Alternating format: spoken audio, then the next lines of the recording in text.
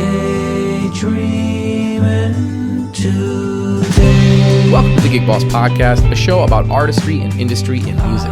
My name's Adam Meckler, and it's my mission to get you the tools to have a thriving career. Today, I'm talking with Rex Richardson. Rex is an international trumpet soloist, both in the jazz styles and the classical styles. He's like premiering major orchestral works overseas, doing all kinds of massive festivals as a jazz musician, and toured with Joe Henderson for the last year of Joe Henderson's life. Even played Joe Henderson's final concert. We get to hear a little bit about what that experience was like, playing with Joe, being sandwiched between, the way Rex says it, he says he was sandwiched between Einstein and Hercules, right? So he was just in the midst of amazing talent in musicianship and got to experience that as a relatively young musician. He's got a really interesting story too, because just like, I talked to Caroline Davis, who didn't do an undergraduate degree in music.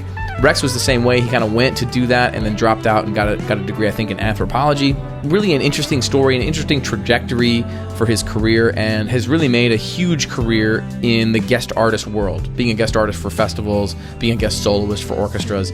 And if you're somebody who's an instrumentalist, who considers yourself to be a high-level performer and also a dynamic educator, this is totally a scene that you could get into too.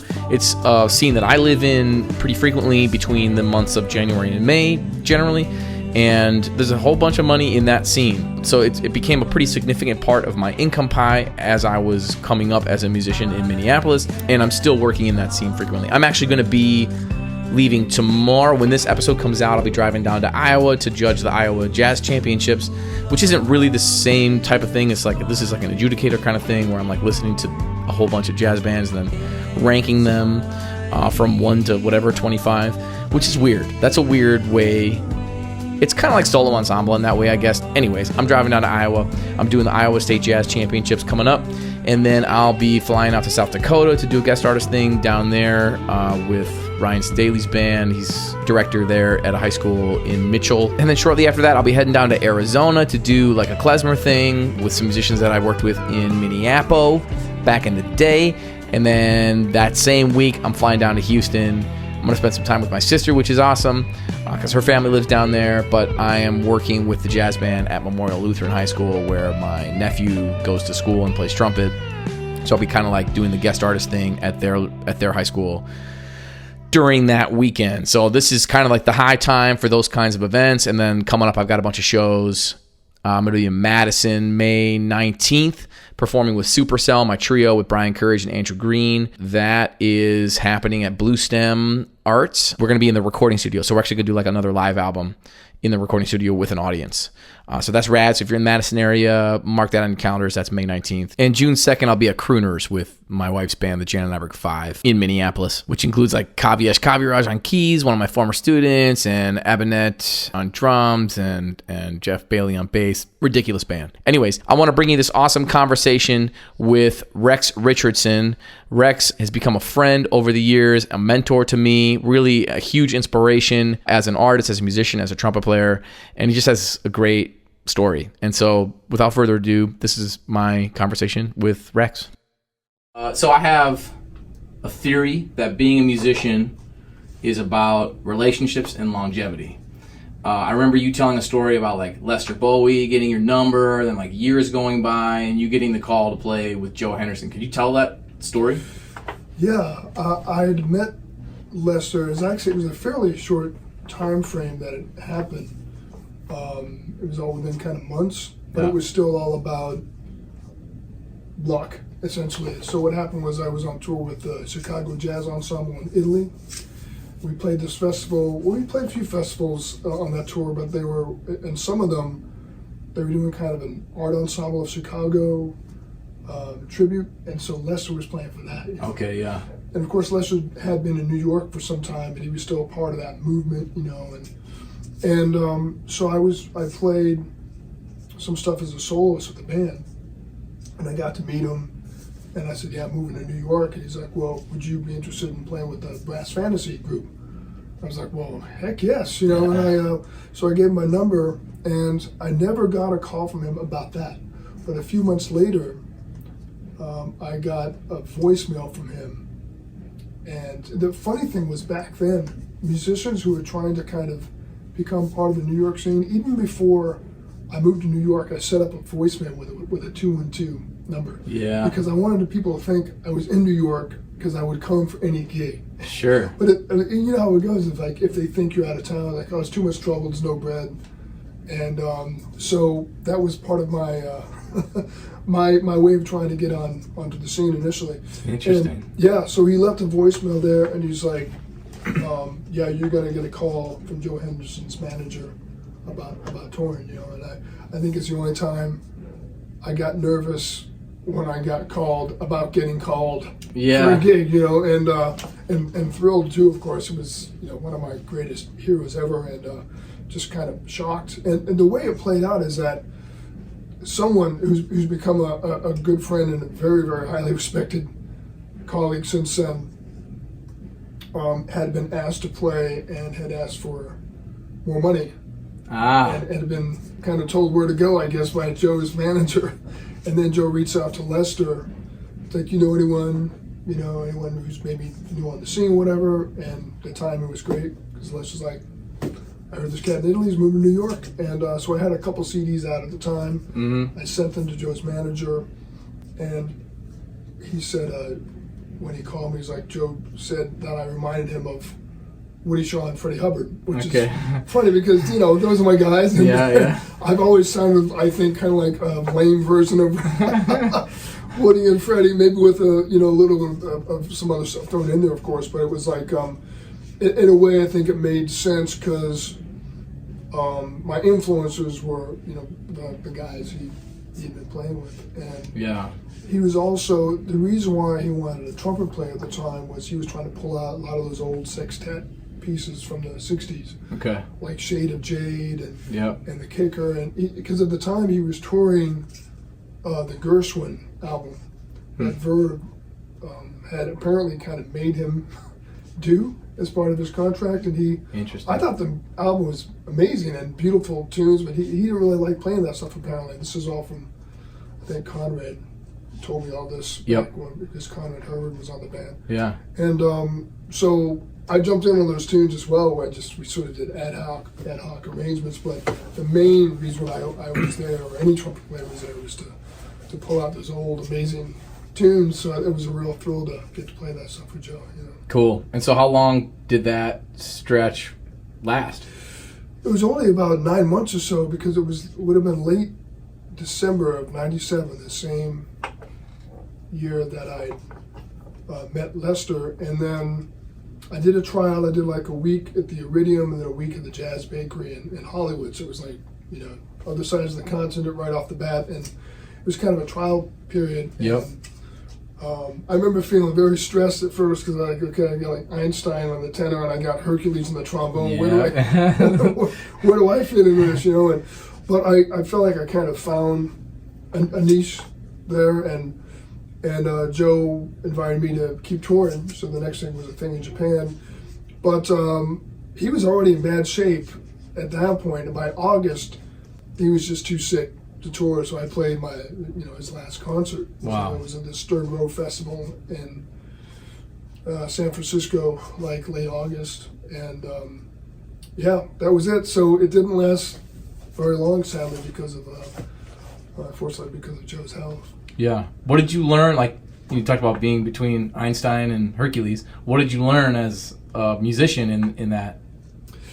A few things. One is to not worry so much about that. You know, you've got to trust when it's the kind of thing where I think a lot of people can go through a little bit of this sort of imposter syndrome, you know. And, but you got to trust when someone calls you to play, you've got to trust that they know what you can do and that's what they want. In this case, it was a little scary because Joe didn't really know me. He knew me from a couple of recordings, and Herald was trying to fit into this new setting. But I was like, well, I've got the way I play, the language I have, and let me just do my best to sound good. But I'll tell you one thing. I got some really invaluable input from Conrad, and you know, all the folks in the band. There's a group of amazing musicians. Stefan Harris is playing vibes, and George Mraz is playing bass. And we went through a handful of different the drummers, but at the end, it was really just a couple weeks before Joe stopped. Eric Harlan started playing. It was like, all right, Eric's going to be the guy. Wow. And Conrad, but I probably got closest with Conrad, and he really was kind of mentoring me. Because I remember asking him one time, I was like, man, just give me some feedback. And he says, look, you play well, but what you got to remember is that your job here is to make Joe look good. And I was like, yeah. And I started thinking about maybe there were times I was playing maybe at an energy level that didn't really fit what was happening around me. You know what I mean? Yeah. So, I mean, there's no way I was going to play better than Joe or anyone else in that band, but there's a way to play that fits kind of the narrative of the songs. You know? Right, it's like when right. you have a series of solos, ideally, they unfold in a way that the tune, the performance is something worth listening to, as opposed to, well, that person's done, I'm just going to do my thing and don't care what happens before or after, you know. So putting myself more in that framework of thinking about what was happening around me. And so I really took that to heart with Conrad, and I started paying more attention to what was happening with the tunes, what had happened with the solo before me, who might still be playing, what might they do, you know. So I got a little more into that frame of mind, thinking a little more like a composer in terms of how the structure of each tune was going to unfold. Right. And I think that helped me perform better, you know. That's cool, man. I just said to my students yesterday, serve the song, serve the moment you're in. It's like, think about the moment you're in and serve that moment with whatever you play. It's like, it's cool that you can do all this stuff. Yeah. Got a bass player that, like, he's moving around, he's doing all this stuff, and it's like time suffering a little bit. And I'm like, this is the solo section where Rex is going to be blowing, because you're here to play with my students. I'm like, Rex is going to be blowing here. So, like, you need to be thinking about serving the moment. Like, serve the song with everything you play. And I heard JT, I don't know, I don't think I actually spoke with JT Bates about this, but, like, I heard it through somebody else. But it's like, JT's this amazing, you know JT from Minneapolis. He's this amazing jazz drummer, but, like, also plays with Bon Iver and played on Taylor Swift's last record. And so he's becoming known as this guy who's just, like, great at playing songs. And he'd be like, I just want to play songs. You know what I mean? I want to serve the song with what I play. Totally. And so being an amazing technician is one thing, but then being able to, like, really make great music, it's like, that's a lesson I feel like I'm still learning.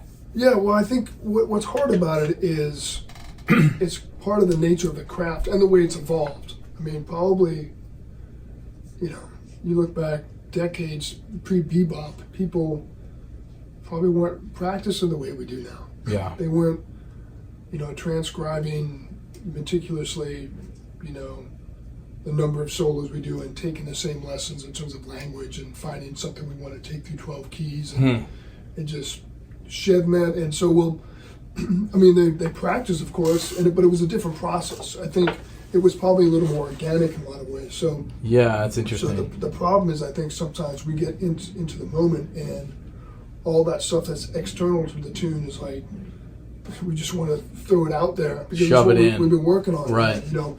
And really, the ideal way for that to play out is as these things become part of our vocabulary, we allow every tune to sort of create a framework for how this stuff might show up in our improvising.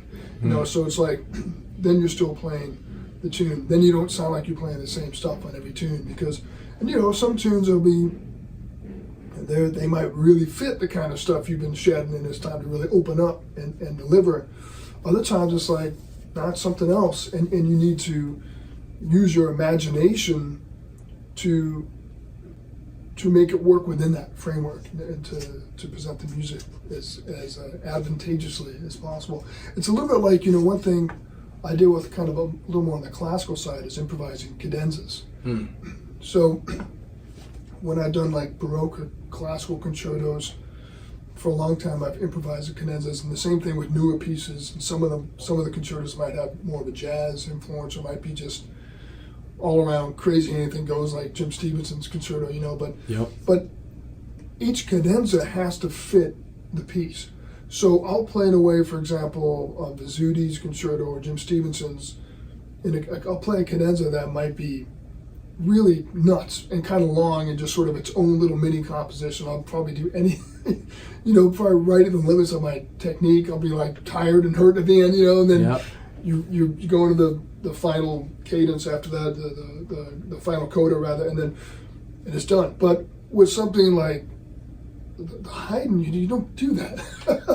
The Haydn, it's got to fit the language of the concerto. Right. And so not only are you deriving, you're using thematic materials from the concerto the same as you would in the other ones, but you're kind of keeping things more compact so it fits the language of that classical period.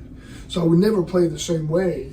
You want it to be a little bit virtuosic and showy. That's what cadenzas are, but they need to kind of fit the vibe of the piece. Yeah. And I think it's the same exact principle as how we should approach performing tunes in a jazz setting. Yeah, that makes sense. Do you it's like I've read that like cadenzas were originally improvised. Like that is something that was commonplace, and that like Baroque inflections were improvised. Like a lot of that stuff was like improvisation was more common in classical music than maybe it even is today in that era. Do you always improvise your cadenzas when you're playing pieces? Do you sometimes play written things? You write things out beforehand? You work some things out and then draw from that? Well, what's happened with some of them is there are certain things that I've improvised and I found that worked. It's a little bit like you hear about the great soloists on Duke's band, and they would play a solo and it kind of evolved into a thing they would play all the time. And it almost became part of the piece, like Ray Nance's solo on A-Train and stuff like that. Right. So some of the cadenzas have evolved a little bit that way, but I never know exactly what's going to happen. And there have been a few times for records where it's like, I'm going to kind of compose this. Right.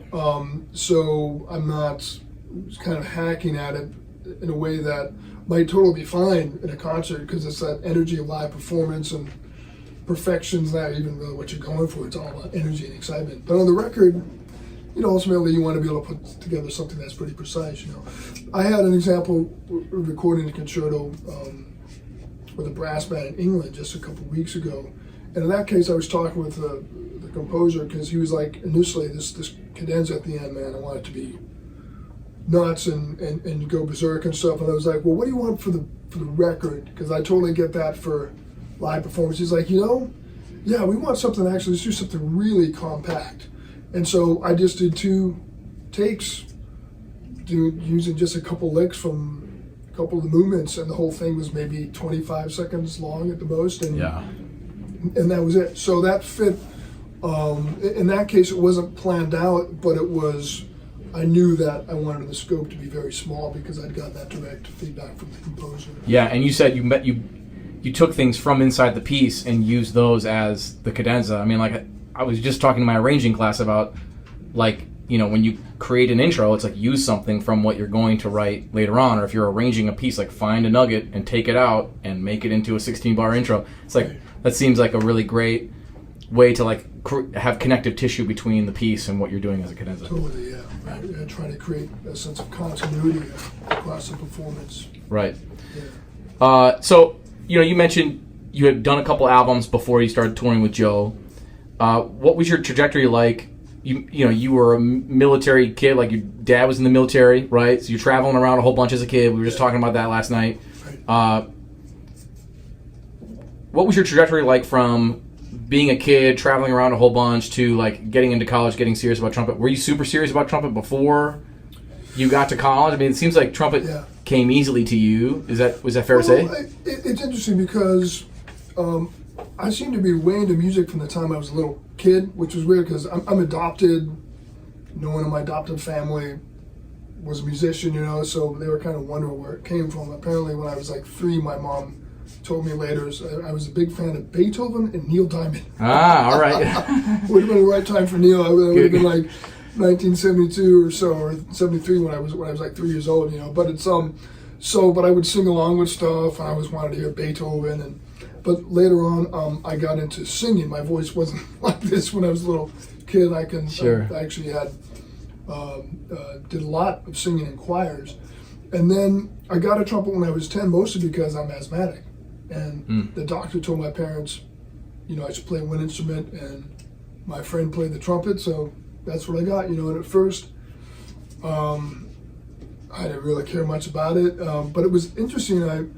I think it was right after my voice started, around 12 or 13, my voice started getting a bit messed up, and I wasn't really working as a choral singer anymore. Because at that point, you're still supposed to be singing like either the soprano or alto parts, and Sure. I couldn't do the second alto parts anymore, and so Interesting. my career was came to an abrupt end, and then I think it was the trumpet seemed like maybe that would be an outlet.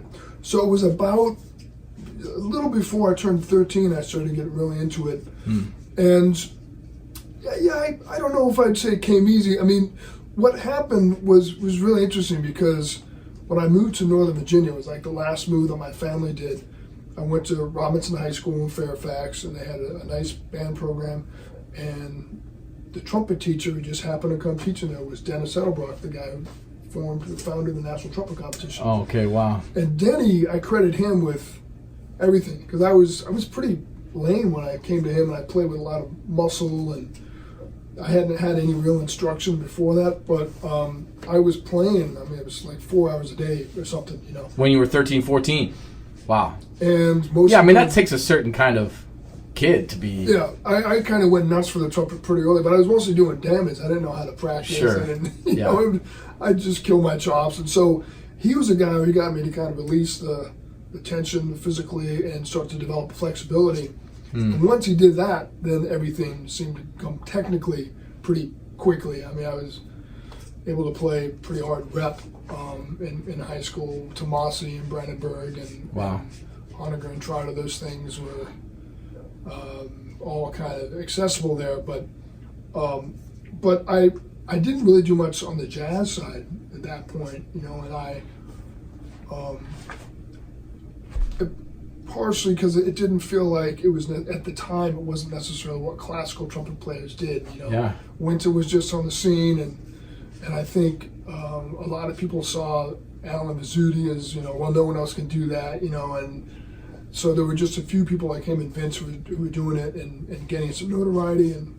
But Winton, I think, changed things for a lot of people, right? He came out doing it with such success, and so by the time I got to college, I was kind of out on my own.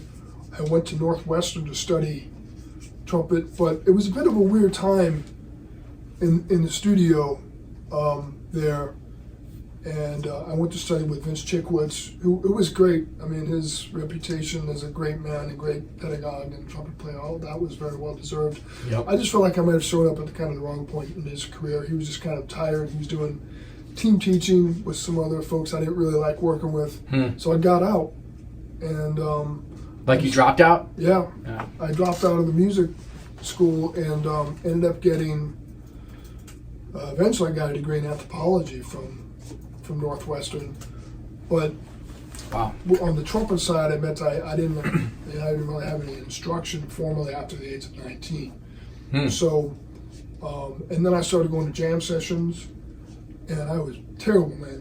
But I had all this technical facility, so it was terrible and offensive, high, loud, no sense of feel, no sense of time, wrong notes, wrong key, and I'm surprised no one took me out in the alley and beat me up, man, because it must have been really offensive to hear. Did anybody call you out? Did anybody? Oh yeah. People were like, "Man, you gotta chill," and I listened to them, and I was. So I feel like those are valuable, actually, situations where you kind of get somebody goes like, "Hey, man, you get some shit you gotta get together." Right, and a lot of it was just I wasn't getting the right lessons from the recordings. The real books were just coming out, and I was a classical player, so I had learned so much out of books that I didn't realize. Shouldn't be that way really, even on the classical side, right? But that's been the tradition. Yep. And so I'd come in and call a tune, and people were like, "Man, do you want the intro on that tune?" I'd look at them blankly, like, "Oh, come let it out of the real book. Get off the stage," kind of vibe, Yeah. So, but then I would go check out that tune and find the recordings, and so it was basically I put together the knowledge through a lot of bad performances at jam sessions and sitting in on the gigs, and I started to get better, And Brad Good was a real big help to me too. I started getting some little cocktail kind of gigs sometimes, or background gigs, and I would hire Brad to play bass because he was a really good bass player, and he would offer me coaching and stuff, and so he was not in a formal sense, but de facto kind of teacher and mentor for me. So that's how it all started coming together. Cool. And then it took a bit of a turn because when I was 22, I kind of put down classical music in any serious sense. I was still going like, your jazz playing is not good and it's time to make a real commitment. So I slowed everything down. I wouldn't let myself play anything faster than quarter notes at first, which was really tough. Yeah. And I started getting more command of the language and the harmony. And as it got, as I was able to kind of maintain the integrity of what I was doing, I allowed myself to play more complicated things. And I was just immersed in recording to that point, And are you going to school again at all during this time, or like did you ever go back to school? I went back to school years later. So at that point, I was just freelancing in Chicago. Yeah. The next part of my education, I guess is to say, would be when Rhythm and Brass called, with FREDDie. This is a group that I started touring with in '95. Okay. And that was another incredible kind of luck story to get that gig. But my name had been passed on them from a couple people as someone who was a classical player who played jazz. But when they called, I was like, man, am I even a classical player anymore? So I'm like trying to get my chops together, because at first I was like, I don't know if I want to do this. But when I heard the recordings and some of the stuff reminded me of like Empire Brass, I was like, oh man, this would be so cool to play with these guys. So I got lessons from people like Neil Bernstein and Kevin Hartman and the folks who were playing in orchestras in Chicago, and try to bring my chops back together. The repertoire I used to play, I couldn't really play the same anymore, but I was trying to get like Tomasi and Brandenburg, these things together. But touring with them was kind of the next phase of learning for me, and it's the first time I started playing classical and jazz in the same settings. Okay. And I moved to New York in '97, and that stuff went down with Joe. But I ended up going back to school in '98 at the age of 29. Some of that was like we mentioned, I ended up through rather strange circumstances going to Baton Rouge. Okay, right. LSU was able to offer me a jazz assistantship so I can get paid to go to school while studying classical trumpet. So I did a master's and actually a doctorate. I did those, other than the final project, man, I did both degrees in 2.5 years total. Wow. Not recommended. Yeah, that seems like a haul. Worst years of my life in many ways, in terms of health and no sleep and stuff. But yeah. But I was, for a variety of reasons, I was trying to rush. And in some ways it was fortunate that I did, because by the time the VCU gig came up, I was ABD, and that was enough for them to consider to bring you on for that position. Yeah. It's interesting. You talked about, from the classical side, it's really common to just like work off of sheet music, work out of books, and that the listening side isn't as emphasized. I've got a story about that with John Daniel, actually, because I came into Lawrence as a transfer student and really just wanted to study jazz. Like I came there to do a jazz studies major, but I had to practice these orchestral etudes as my audition. So like my first audition, I practiced all these orchestral etudes, and like I was playing them great. At the time I had been practicing many, many hours. It's like, and what it's funny, maybe what you experienced in high school is what I experienced in college, where John Daniel was like, you're just hurting your face. You're practicing way too much. Like you have to change what you're doing. We have to get your flexibility going. But before that, it's like I auditioned for him, and he's like, okay, have you ever heard any of these excerpts in context? And that was like a huge light bulb moment for me, because at the time, like, I knew I gotta get with the tapes. I gotta be listening to jazz. I gotta be transcribing stuff, playing stuff off recordings. Like I knew that about jazz, but like for some reason it didn't connect with learning the orchestral etudes. And then it was like, oh, I should listen to this shit too, so I can have it together stylistically and understand the context and all that. It was probably more of an abstraction on that side for you. You had that. You're used to digging into the actual sounds on the jazz side. Yeah. And this was like, well, this is something I got to play for the audition. Yeah. And so that's interesting, because it's true. And there's, I think most people now who are on the track to like take an orchestral audition, they know, get the scores, consult a bunch of recordings, get kind of into that sound space, and in terms of preparation, but it's not the same as what we tend to do in jazz. I try to imagine, like, when I was 14, if Denny had been like, hey man, here's Maurice Andre's record of the Haydn, learn it. Yeah. You know? So that would have been really hard for me, but man, imagine how I would have known that piece Right. after going through that process. And instead I learned it the way most people do. I would have recordings, but I had sheet music, and that was like kind of the anchor for me instead of the sound. Well, it's interesting because, like, the expectation is that it's memorized, too. I mean, at the highest level, it's like, you were just talking about playing for some gig that you applied for where you had the whole you know, recital memorized. It's like, that's the bar, right? So if that's the bar, why don't we? So do you do that with your students? Do you go, like, learn this from a recording, or? I find that it's often impractical. There's some folks that could do that. I think of someone like, you ever run into Marcus Grant?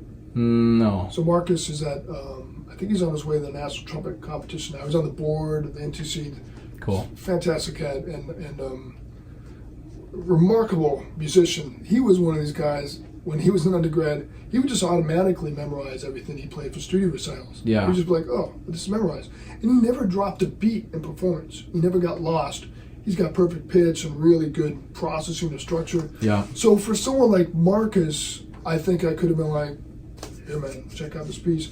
And in some cases, it depends on the complexity of the piece too, right? It's a little bit like, you know, if you're dealing with jazz on the jazz side, if you're dealing with pre-bebop music, you know, people didn't necessarily need to understand harmony to play the repertoire at that time. But once you're dealing with, you know, Wayne Shorter and Train and Freddie Hubbard and all the other folks who are writing what they did in the 60s, it's like you can't really manage this repertoire without understanding harmony and having some sense of how the nuts and bolts of the music. And there are classical pieces like that too, I think, where it's like you can only go so far, you know, in terms of really understanding the structure of some of these contemporary pieces without probably notation. You know? But for a lot of pieces, I think it would work, you know. It really would work for, like, Neruda and Haydn and Hummel and some of these more traditional pieces where you could really get your ear engaged. And man, I think of the development of the sound and nuance and inflection, I think it'd be amazing.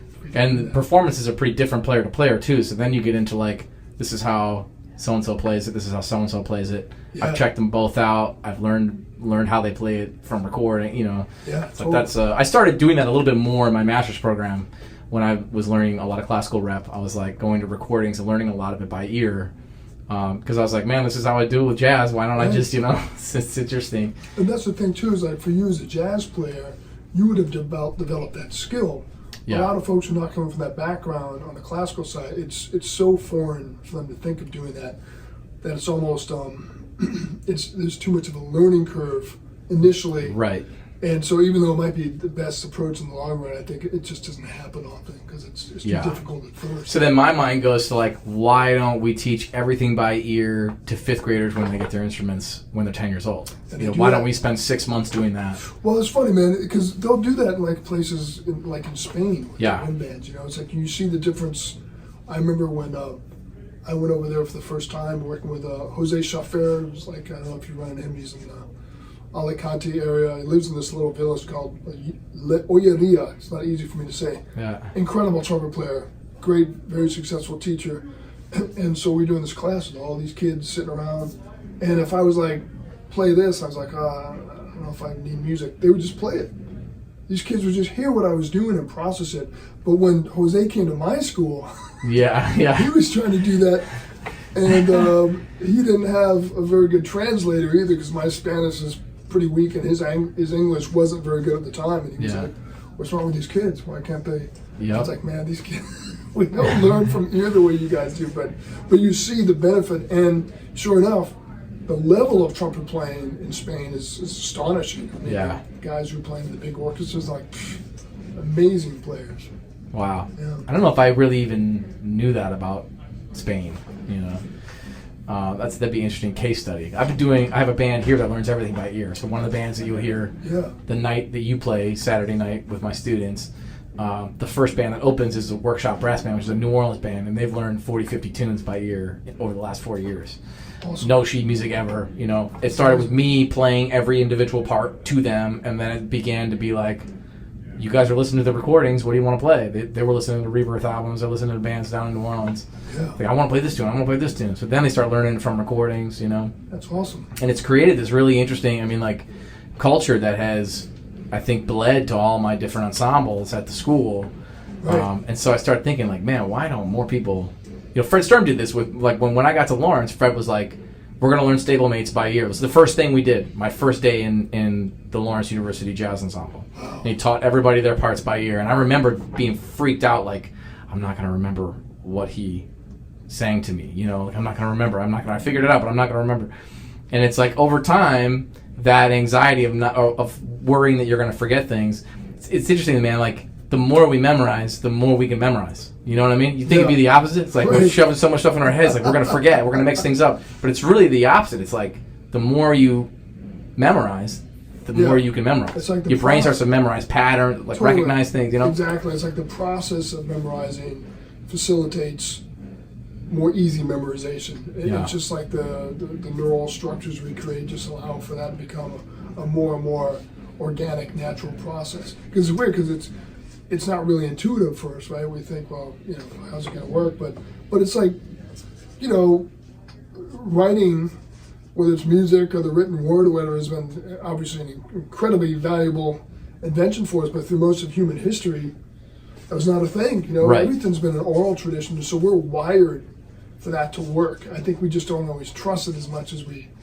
should. Yeah, and even, like, you know, considering writing, you know, and how we learn language, and considering that music is a language, it's like we learn language. I got 2 small kids, like, we learn language with call and response. Like, that's how we learn to speak. You know, we don't put a book in front of them and go read. Right. You know, Augie's 7 now. He's just now reading his own books, you know. Right. It's like we don't expect them to read right away. We do call and response for years. And then they master the language. They learn to say words. They learn to say sentences. And then slowly over time, they learn to read. They learn to write. They learn to maybe write poetry, maybe make art, write stories. You know what I mean? Yeah. So it's like if we apply that same timeline to music, then the music education system should look completely different than it looks now. Right. Yeah. You know?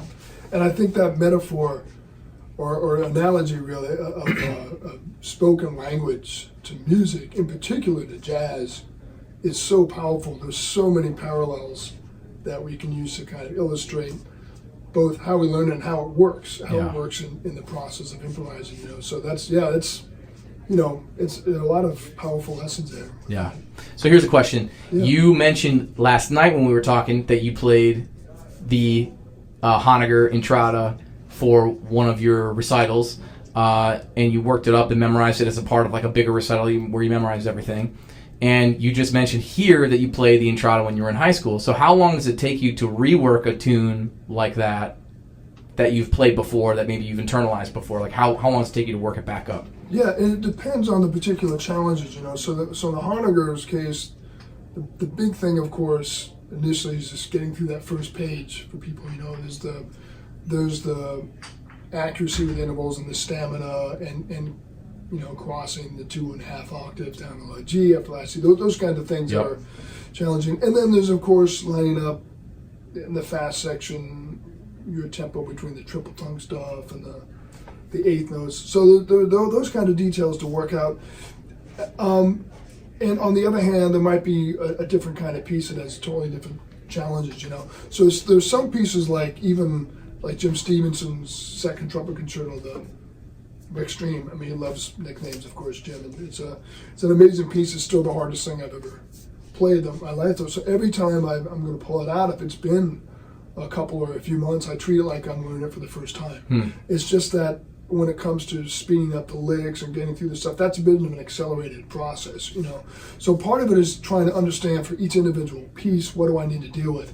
When it came to the Honegger, I've played it other times since high school, but in that case I hadn't played it in a few years, and I hadn't been playing as much C trumpet, but I wanted to showcase my C trumpet playing. So a lot of it was just kind of living with the C, finding the sound and the resonance and reminding myself of all the pitch tendencies, and then you know, going through. I've been lucky enough that stamina thing has not been much of an issue for me. Like I could always kind of get through that stuff, but it didn't always sound the way I wanted it to, you know. Yeah. If I got a little high C and it sounded strained, or if I'm descending and at some point the sound would lose its center, then those were things I'd want to address, you know. And so, yeah, it really depends, you know, what the goals are specifically and what the challenges of the piece are. In that case, I had probably just a couple months, I think, to have to dig it up again. And so I was trying to be very organized and smart in my process and really zone in on what was difficult. And that helped me be more efficient as I was putting it back together. Yeah, cool. I got a question for you about like how so you're known as a virtuoso soloist. You play both jazz and you play classical music. You tour all over the world every year, and you play, like, if I had a nickel for every time you posted a plane selfie where you're on your way to some exotic country, you know, it's like you're always doing these big, you know, premieres of new orchestral works, playing with orchestras, playing jazz festivals, not unlike what you're doing here at Michigan Tech, doing our jazz festival this weekend. Yeah. I feel like this is somewhat of an untapped market for young soloists, for young improvisers, for young performers who are fantastic players, but just like haven't been connected in this scene. And you know, this thing has developed for me too over the last maybe like 6 or 7 years. I started doing jazz festivals where I was like adjudicating first, and then people would go like, oh, I like how that person adjudicated, I'm going to have them come in and be my guest artist. And then I would spend 3 days at a school. I'd get a bigger chunk of money, and you know, they play my tunes. Like, having composed a bunch of big band music helps, of course, because they can buy my charts, they can practice my music, the students can be listening to my music beforehand. But man, it's like this has been an extremely lucrative part of my career, especially between the months of January and May. So like, how does a soloist develop this side of the music industry if this is something that they're interested in? Yeah, well, so much of it is it's all about contact with people, isn't it? It's like when you mentioned you show up somewhere and you do a good job, and then people remember, you know, and being willing to stay in touch with people, you know.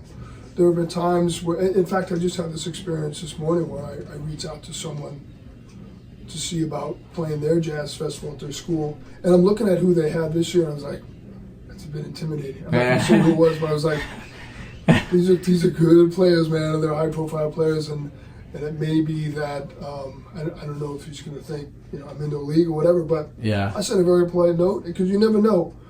I did ISU, man, and it was like Jeffrey Keyser, Christian McBride. They named all these players, and I was like, and me, okay, here we go. You know what I mean? But that's how it works, you know. And yeah. so you know, and I'm sure you fit right in with those cats. You know what I mean? It's cool, like yeah.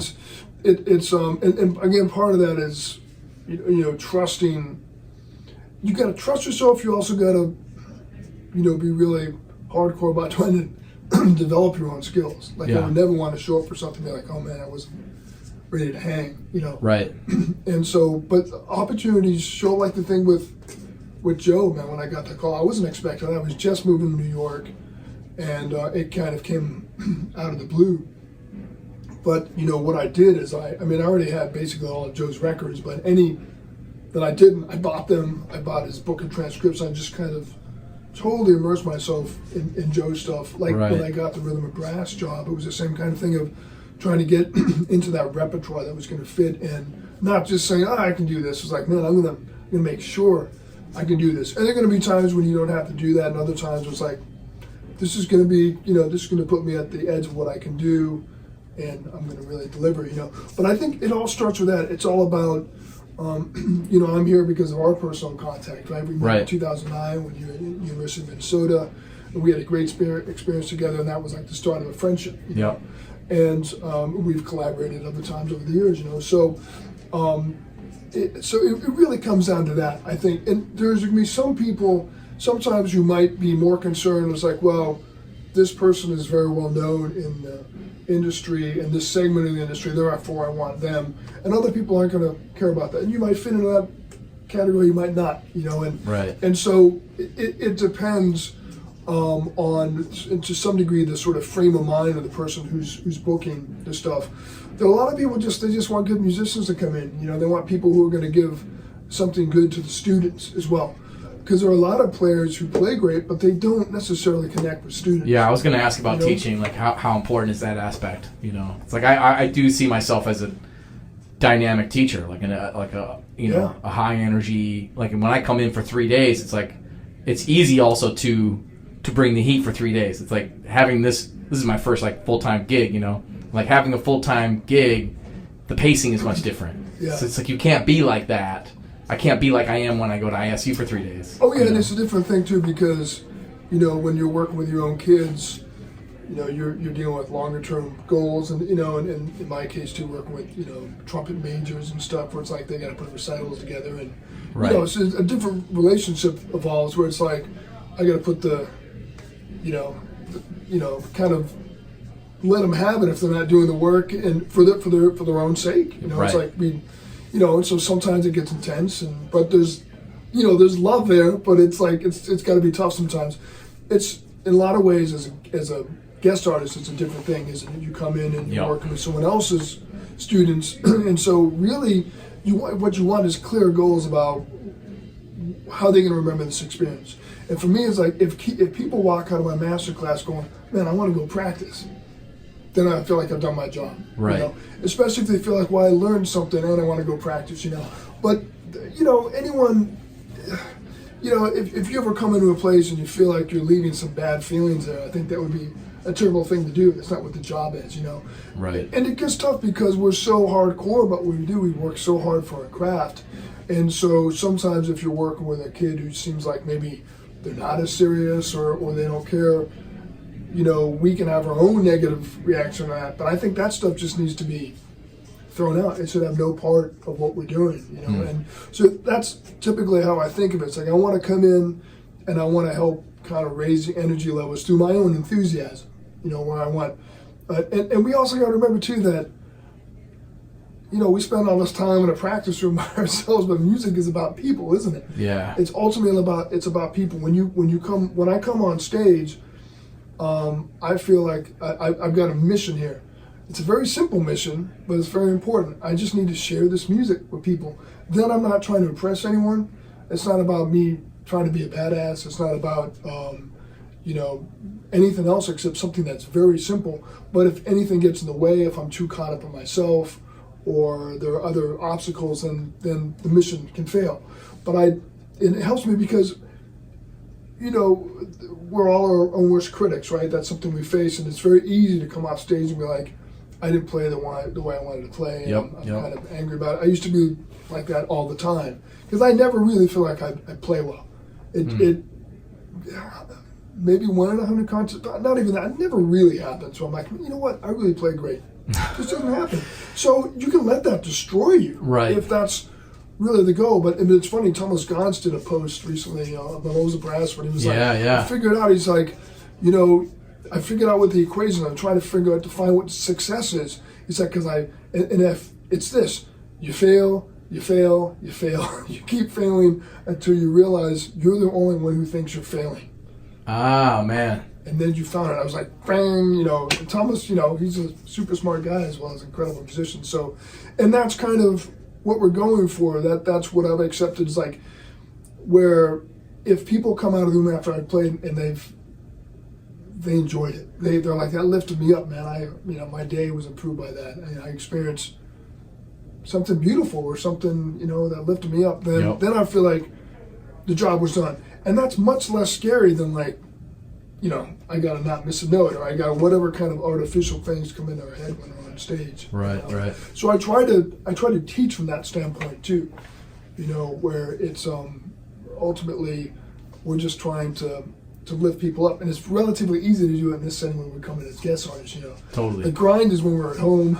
Yep. You know, when we're going through the struggle with the kids over the course of years, and depending what their goals are, it can be intense and scary and intimidating at times, but as long as we're there with them with the right kind of support and the right kind of discipline, then we're, you know, because I feel like if we don't do that, if we don't bring the right kind of discipline and demands on them if they're trying to go out to be professional musicians, then we're doing them a disservice. Yeah.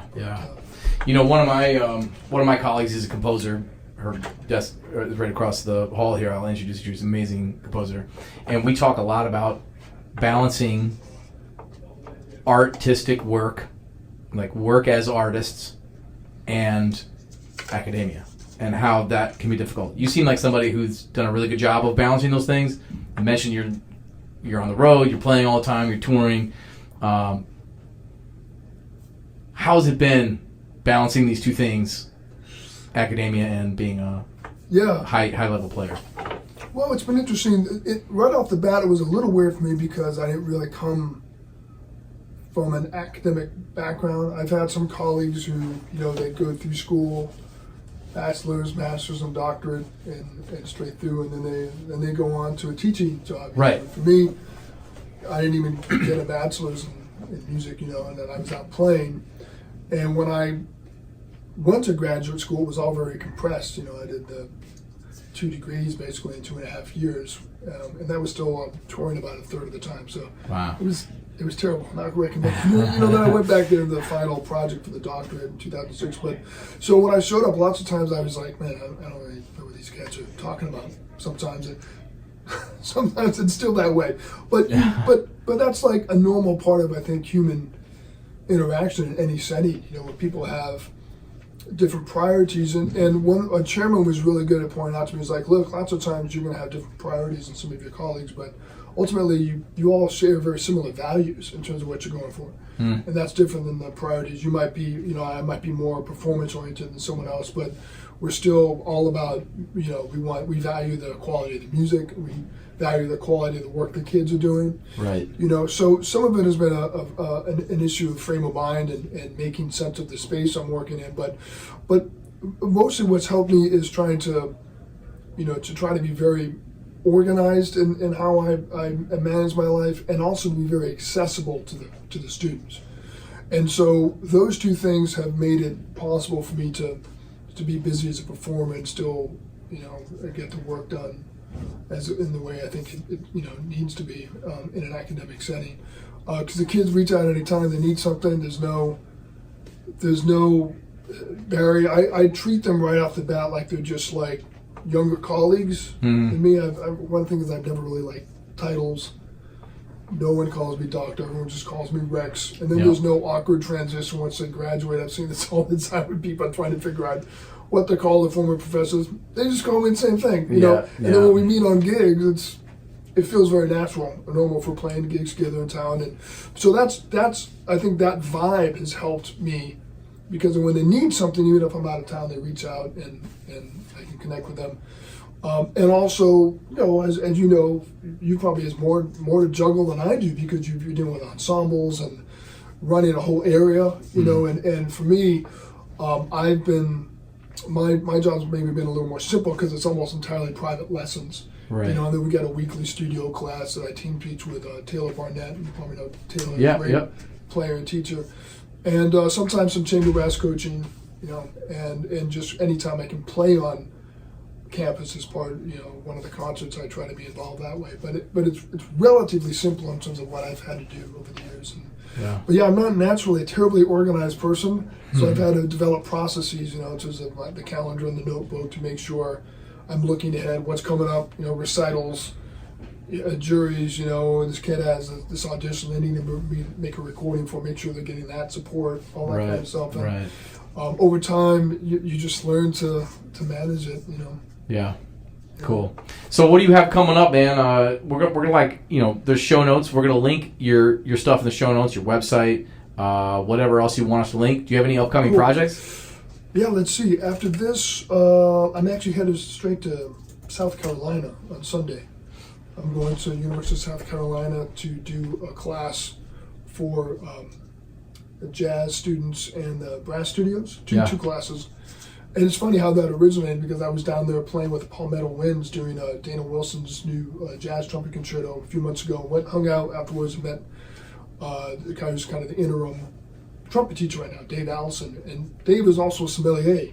Oh, cool. And so I'm way into wines. You're a wine guy, I've got my level 2 certification for the Wine Spirit Education Trust, which means I know nothing compared to Dave, sommelier. But we hit it off. It's like, I saw this event they have Monday. It's like, oh man, I'd love to come to that. It's like, why don't we set up some clinics for you? So there you go, man. I'll be working in the day and then go into to learn about wines in the evening. You know, after that, I'm home for a bit. I need to go play a concert in Kentucky. Going back where I just was because the weather had actually canceled the concert. They had a bunch of campuses shut down. And then later in April, I'm playing another technical university jazz festival, Georgia Tech. Oh, cool. Playing a lot of the same repertoire, a little more of my rep there. And then I'm going to the national, it's a North American Brass Band Association, their national competition, like just a couple of days after that, to judge the cornet competition. Oh, cool. And to do a master class there. And so that'll be fun. And then I've got a bit of time at home, I think. Oh no, I'm doing a Grand Rapids, Minnesota, actually, Dale Gunderson School. I'm playing his jazz festival. Nice. You know Gundy, Yeah, great guy. yeah. And after that, I'm going to Japan to do a couple of trumpet concertos with Tokyo Winds Symphony Orchestra. I think that's the name. Man. It's an interesting acronym for that name. But and then I get a little bit of a break until July, which is a touring and stuff. So Cool. Man, it sounds like a fun schedule. yeah, it's Coming fun up. to be tired, but just try to get rest and stay healthy and stuff. So There you go. All right, man. Well, thanks for taking the time to do this. I appreciate you. yeah, likewise, man. Thank you. I'm going to have you Appreciate blow it. my students' minds now in a second. Okay. All right.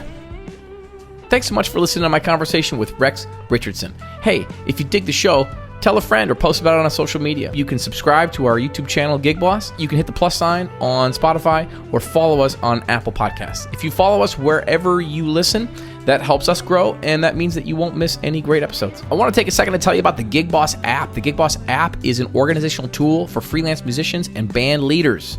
All right, so if that describes you, it's free on iOS and Android. It was developed by me and my wife and some friends, and it's based on my full-time career as a musician. All the various struggles that I had dealing with scheduling, dealing with finances, dealing with taxes. That's what we built this thing for, to make your life easier as a gigging musician, okay? People have been tracking their private lessons there. People have been tracking their gigs. It's great. It's useful. It's free. Check it out, iOS and Android. Appreciate you listening. Peace.